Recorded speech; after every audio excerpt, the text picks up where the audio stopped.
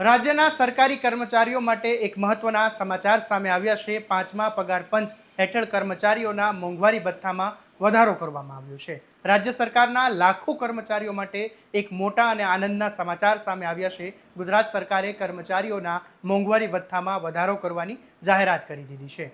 નાણાં વિભાગે કર્મચારીઓના મોંઘવારી ભથ્થામાં વધારો કરવાનો પરિપત્ર જાહેર કર્યો છે। કર્મચારીઓના બાકી રહેતા મોંઘવારી ભથ્થાની તબક્કાવાર ચૂકવણી કરવામાં આવશે। પંચાયત, નગરપાલિકા અને મહાનગરપાલિકાના કર્મચારીઓને સીધો ફાયદો થવાનો છે। સાથે જ અનુદાનિત અને બિન અનુદાનિત શૈક્ષણિક સંસ્થાઓના કર્મચારીઓને પણ લાભ થશે।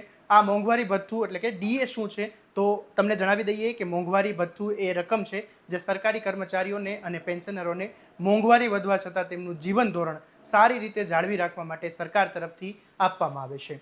દેશની વર્તમાન મોંઘવારીના આંકડાઓ પ્રમાણે દર 6 મહિને તેની ગણતરી થાય છે અને આ રીતે તે આખી સિસ્ટમ કાર્યરત હોય છે। આવા જ અપડેટ માટે તમારા સ્વમાનને ફોલો કરી દેજો અને આ વિડીયોને શેર કરવાનું ભૂલતા નહીં।